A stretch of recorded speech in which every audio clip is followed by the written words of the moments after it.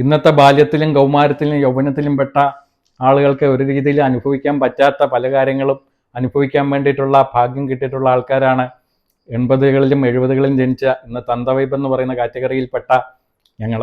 അപ്പം നമുക്ക് അന്ന് ഉണ്ടായിരുന്ന ഒരു സംഭവമാണ് ഈ റേഡിയോയുടെയും ടി വിയുടെയും ഇടയിലൂടെ വന്നാണ് ടേപ്പ് റെക്കോർഡർ എന്ന് പറയുന്ന ഒരു കാര്യം. ഇത് ഞാൻ ആദ്യമായിട്ട് കാണുന്നത് അന്ന് അത് ഗൾഫുകാരുടെ വീട്ടിൽ മാത്രമേ ഉണ്ടായിരുന്നുള്ളൂ.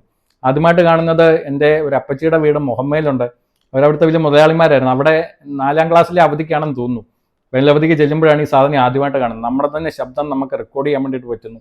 അന്നത്തെ വലിയ അത്ഭുതമായിരുന്നു. പിന്നെ അന്ന് കേട്ടത് ഓർമ്മയുള്ളത്, ആദ്യമായിട്ട് ടേപ്പ് റെക്കോർഡിൽ കേട്ടതായിട്ട് എനിക്ക് ഓർമ്മയുള്ളത് അന്നത്തെ ഈ കലാഭവന്റെ മ്യൂസിക് പരേഡിന്റെ ശബ്ദരേഖ, പി ഡി രാജപ്പന്റെ കഥാപ്രസംഗം, പിന്നെ ധ്വനി എന്ന് പറയുന്ന സിനിമയിലെ പാട്ട്, അതോടൊപ്പം തന്നെ ഈ ഡാൻസ് എന്നും പറഞ്ഞുകൊണ്ട് മിഥുൻ ചക്രവർത്തിയും മന്ദാകിനിയും അഭിനയിച്ച അന്നത്തെ ഭയങ്കര ഹിറ്റായിട്ടുള്ള പാട്ടുണ്ട്. സുബി സുബി സുബി എന്നും പറഞ്ഞുകൊണ്ട് ഒരു പാട്ട്, പിന്നെ ഡാൻസ് എന്നും പറഞ്ഞുകൊണ്ട് ഒരു പാട്ട്, പിന്നെ അഗയ അഗയ ഹൽവാവാല. അന്നത്തെ ഏറ്റവും വലിയ ഹിറ്റായിട്ടുള്ള ത്രസിപ്പിക്കുന്ന ഒരു പാട്ടുകളായിരുന്നു അതൊക്കെ അന്ന് കേട്ട കാര്യങ്ങളാണ്.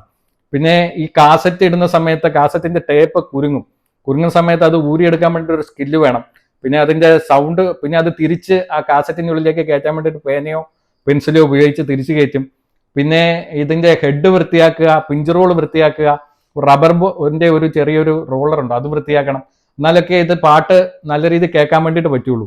പിന്നെ അന്ന് നമ്മൾ ഏറ്റവും കൂടുതൽ കൊതിച്ചിരുന്ന ഒരു സാധനമാണ് വോക്ക്മാൻ എന്ന് പറയുന്നത്, കയ്യിൽ കൊണ്ട് നടക്കാവുന്ന ടേപ്പ് റെക്കോർഡർ, ബാറ്ററി ഇട്ടിട്ട് കേൾക്കുന്നത്. അപ്പം ഇതൊക്കെ അനുഭവിച്ചിട്ടുള്ള ആൾക്കാർ, ഇങ്ങനെ പാട്ട് കേട്ടിട്ടുള്ള ആൾക്കാർ, ടേപ്പ് റെക്കോർഡർ ഉപയോഗിച്ചിട്ടുള്ള ആൾക്കാരൊക്കെ ഉണ്ടെങ്കിൽ ഒന്ന് കമന്റ് ചെയ്യണേ.